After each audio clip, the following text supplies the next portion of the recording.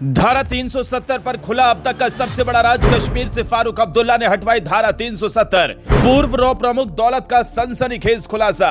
अब्दुल्ला पर खुलासे के बाद भड़की महबूबा मुफ्ती। जी हां, भारतीय खुफिया संस्था रॉ यानी रिसर्च एंड एनालिसिस विंग के पूर्व प्रमुख एएस दौलत की नई किताब the chief minister and the spy ने जम्मू कश्मीर की राजनीति में भूचाल ला दिया है। दौलत ने अपनी किताब में लिखा है कि पूर्व मुख्यमंत्री डॉक्टर फारूक अब्दुल्ला अनुच्छेद 370 को हटाने के लिए गुप्त रूप से सहमत थे। तो क्या इसका मतलब यह है कि फारूक अब्दुल्ला ने कश्मीर की जनता से झूठ बोलकर वोट मांगे? क्या धारा 370 हटाने का जिस पार्टी ने पुरजोर विरोध किया, उस पार्टी ने इस मुद्दे पर मोदी के साथ कंधे से कंधा मिलाया? आज करेंगे धारा 370 पर फारूक अब्दुल्ला के दोहरे चरित्र पर सबसे बड़ा खुलासा।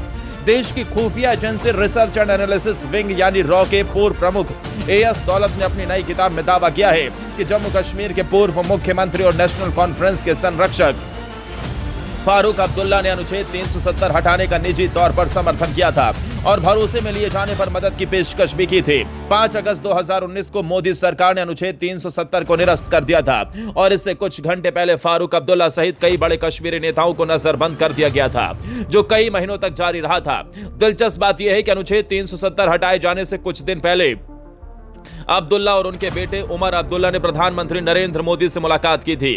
दौलत की किताब में इस मुलाकात का जिक्र है। उन्होंने लिखा कि असल में क्या हुआ कोई नहीं जान पाएगा। साफ तौर पर इसका मतलब यह था कि मीटिंग भले ही 4 दीवारी के बीच हुई हो, लेकिन इस मीटिंग में क्या हुआ ये किसी को नहीं पता। लेकिन धारा 370 के हटने से पहले यह मीटिंग कोई संयोग नहीं थे। इस मीटिंग में जरूर धारा 370 हटाए जाने पर बात हुई है।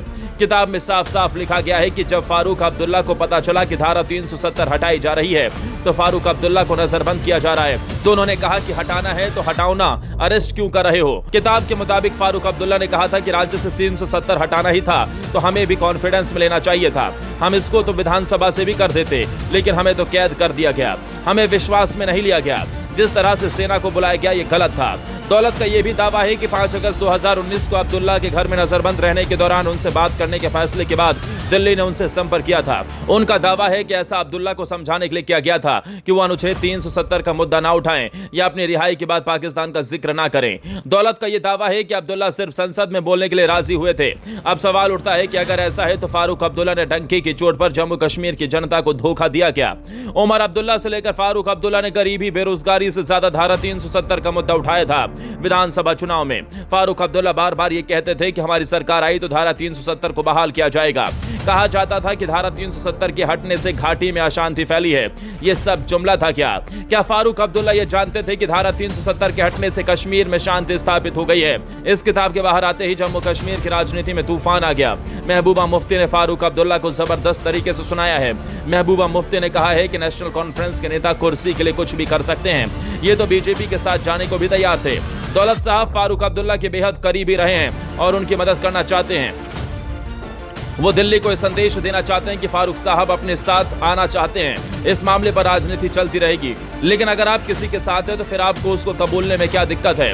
पूर्व रॉ चीफ एस दौलत की किताब पर प्रतिक्रिया देते हुए फारूक अब्दुल्ला ने कहा, मैं अपनी सोच का मालिक हूं और फैसले केवल मैं ही लेता हूं, मैं किसी की कठपुतली नहीं हूं। दौलत का यह दावा है कि नेशनल कॉन्फ्रेंस बीजेपी के करीब जाना चाहती थी। पूरी तरह से झूठ है, क्योंकि मैं ऐसा इंसान नहीं हूं जो उस पार्टी से मेलजोल रखे जो मेरी पार्टी को खत्म करने पर तुला हो। जब हम पीएम मोदी से मिले थे तो हमें लगा ही नहीं कि धारा 370 का कोई मसला होगा। हमने प्रधानमंत्री से पूछा था कि जो इतनी फौज आ रही है, क्या पाकिस्तान से कोई जंग करनी है? इस पर वो खामोश रहे, कुछ नहीं कहा। अगर हमें पता होता क्या हम बाहर आकर आर्टिकल 370 पर शो नहीं करते? विवाद अभी बढ़ता जाएगा, सफाइयां भी आएंगी। लेकिन सवाल वही है कि अगर आपने किसी बात का समर्थन किया फिर उसी बात का विरोध कर जनता से वोट क्यों लूटे? और क्या सरकार आपने झूठ बोल के बनाई? इस बात का जवाब जनता जरूर मांगेगी। इस पूरी खबर पर आप क्या सोचते हैं दोस्तों? हमें कमेंट करके जरूर बताएं।